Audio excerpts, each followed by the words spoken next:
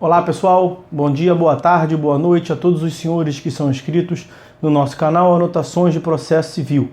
Se você ainda não é, eu sou o professor Arthur Vieira e depois que eu concluí o meu doutorado em Direito Processual, eu resolvi me dedicar a esses veículos de comunicação para que eu pudesse transmitir aos senhores conhecimento jurídico de qualidade e de forma gratuita. Aqui eu vou pontuar o meu e-mail de contato para que eventuais interessados possam estabelecer um contato mais direto. Inclusive, nós podemos eventualmente considerar a hipótese de publicar um artigo científico em conjunto, tá certo? Bom, gostaria de pontuar também com os senhores o nosso canal no YouTube. Se você ainda não é inscrito, basta clicar no ícone do livro que fica no canto inferior do vídeo para que você se inscreva. Sugiro também que você clique no ícone do sininho para que você possa ativar as notificações dos vídeos que são constantemente disponibilizados por aqui.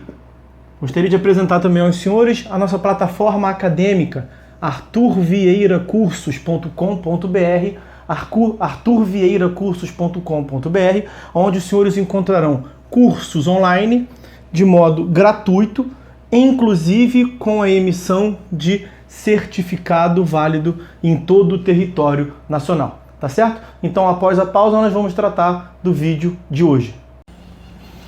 Então, meus amigos, no vídeo de hoje nós daremos prosseguimento ao nosso curso de processo civil e ao tópico que nós estamos tratando, que é o da decisão de organização do processo.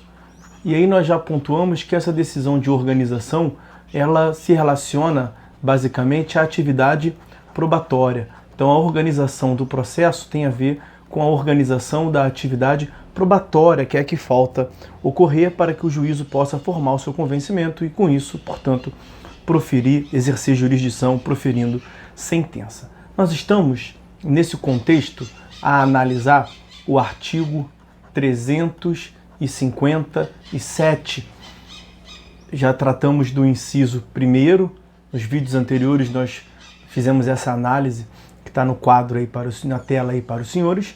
Já tratamos do inciso 1º, vamos no vídeo de hoje dar continuidade pela análise do inciso 2º. O inciso 1º trata do saneamento, como adiantamos, do inciso 2º em diante trata essencialmente sobre a questão probatória. E aí vejam, portanto, que a redação do inciso 2º desse artigo 357 é no seguinte sentido, que o juiz, veja, vamos voltar ao caput aqui rapidamente. Olha o que o caput prevê. Não ocorrendo nenhuma das hipóteses desse capítulo, ou seja, não se aplicando o 354 e o 355, basicamente, deverá o juiz, em decisão de saneamento e de organização do processo, então, deverá o juiz deverá fazer o quê? O juiz deverá delimitar as questões de fato sobre as quais recairá a atividade probatória, especificando os meios de prova. Então, o primeiro conteúdo que eu quero ver com os senhores é a delimitação das questões de fato. Bom, em primeiro lugar, o que nós temos para falar a respeito dessa primeira parte, delimitação das questões de fato? É que, como nós veremos adiante, na teoria geral das provas, a prova ela incide sobre os fatos. A prova incide sobre os fatos. Os senhores encontrarão isso lá no artigo 369. Vejam bem, os senhores, artigo 369. O 369 ele inaugura o capítulo das provas, teoria geral, disposições gerais. Artigo 369, as partes têm o direito de empregar todos os meios legais, bem como os moralmente legítimos, ainda que não especificados neste Código, e aqui é o que nos importa, para provar a verdade dos fatos. Então, para o que servem as provas? Para provar a verdade dos fatos, em que se funda o pedido ou a causa de pedido, em que se funda o pedido ou a defesa, e influir eficazmente na convicção do juiz. Quando se fala em convicção do juiz, é a convicção do juiz para que ele possa exercer cognição. Nós estamos tratando da atividade cognitiva. A cognição é a junção desses elementos, alegações de um lado mais provas ou presunções legais, ou provas ou presunções. E aí, a presunção, a prova e a presunção, ela vai incidir justamente sobre as alegações. Só que as alegações de fato, não as alegações de direito. As alegações de direito, de modo geral, elas não precisam ser provadas. Nós veremos isso no momento próprio. Eu recordo aos senhores que lá no artigo 319, inciso 3º, quando nós analisamos a petição inicial, nós vimos que um dos seus requisitos é a causa de pedir. E quando do estudo da causa de pedir, eu já havia antecipado aos senhores que a causa de pedir é composta pela junção dos fatos. Tanto é assim que nós temos, a própria lei fala no 319, inciso 3º, que deverá o autor indicar o fato em que se funda o pedido, o fato e os fundamentos jurídicos do pedido. Então a causa de pedir é o porquê, é a razão do pedido, é o fato em que se funda o pedido. O direito ele é previsto abstratamente, meus amigos, e para que ele seja concretizado é necessária a incidência de um fato. É aqui, do fato, da ocorrência fática, que nós vamos extrair aquele elemento importantíssimo que nós já vimos aqui no curso também, no pós-positivismo, a ideia de concretização das normas jurídicas. Pois bem, a causa de pedir, ela é classificada como causa de pedir remota e causa de pedir próxima. Nós já falamos sobre isso. No que consiste a causa de pedir remota?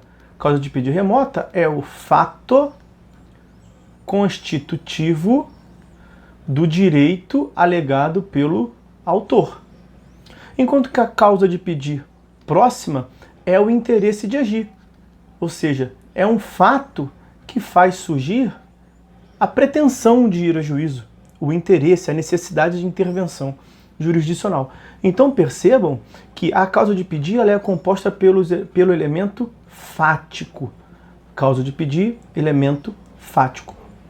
Então, como causa de pedir, para fundamentar o pedido, deverá o autor indicar os fatos. E aí, lá pelo artigo 341, aquele ônus da impugnação especificada, deverá o réu impugnar especificadamente a causa de pedir, os fatos. E como é que o réu impugna? Apresentando outros fatos, ou negando os fatos apresentados pelo autor, ou apresentando outros fatos. Nós falamos da defesa de mérito indireta, quando o réu apresenta novos fatos, modificativos, impeditivos ou extintivos do direito do autor.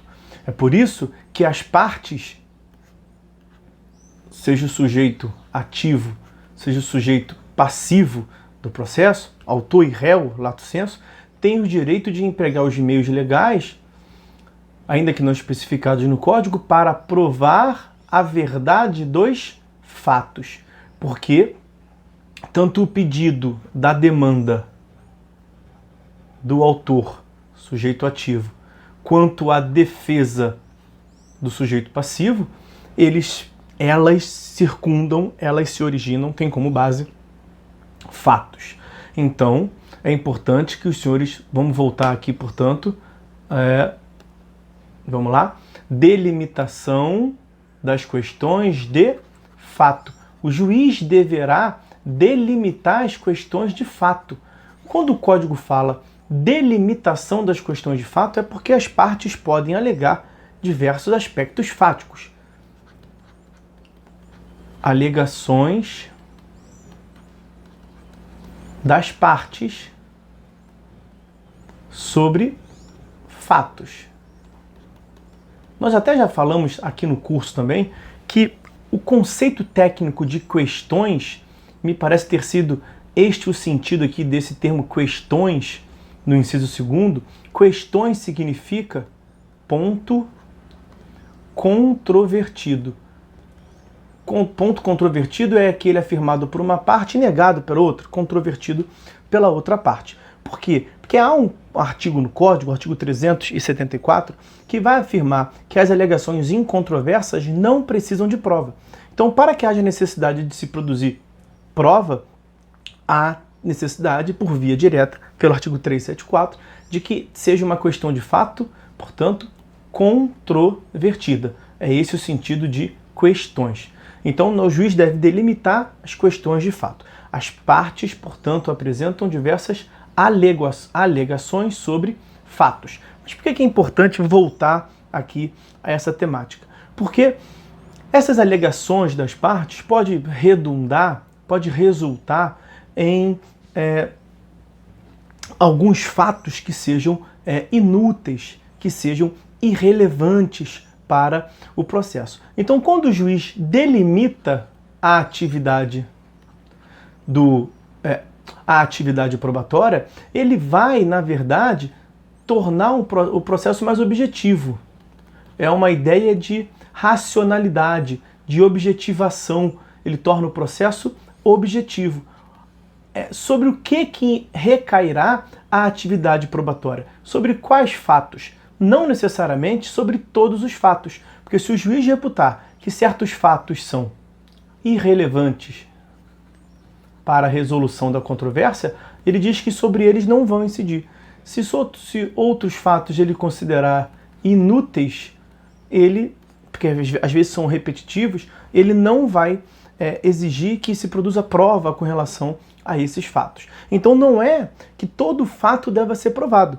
Pode ser que o juiz delimite, portanto, sobre quais daqueles fatos recairá a atividade probatória. Nesse contexto, já citamos o 369, vejam também neste ínterim o artigo 370 do CPC.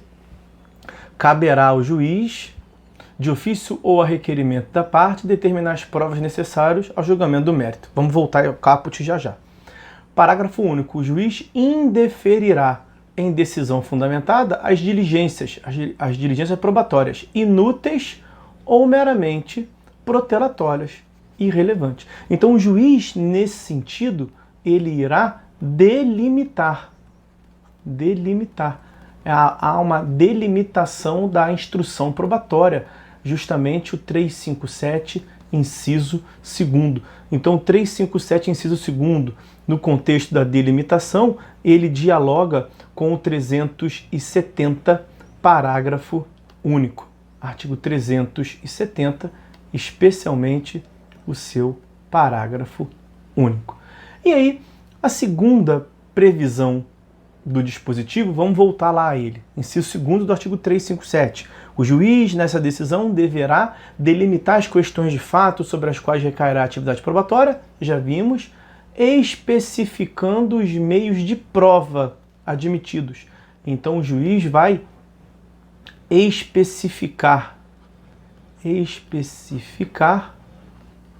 as provas que serão produzidas. E aí, nesse contexto, incide a regra do artigo 370 caput, que nós mencionamos ainda há pouco. As partes podem solicitar a produção desse ou daquele meio de prova, de acordo com o tipo de fato que ela alegou, mas compete ao juiz, de ofício ou a requerimento da parte, como está lá no artigo 370 caput, olha lá, caberá ao juiz, de ofício ou a requerimento, determinar as provas necessárias ao julgamento do mérito. Então, nesse sentido aqui, nós temos a especificação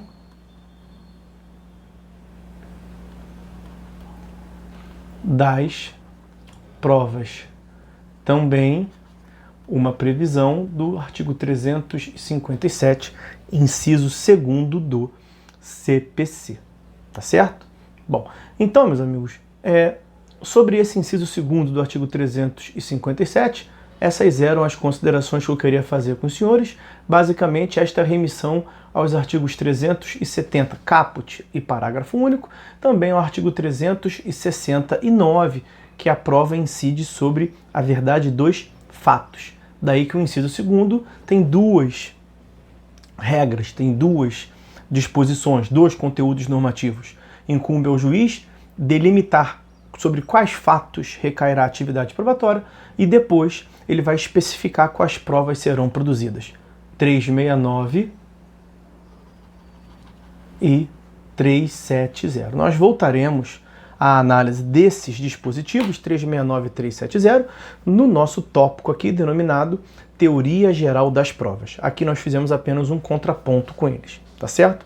Bom, meus amigos, então é isso. Vamos ficando por aqui, por hora é só. Fiquem todos com Deus e até a próxima.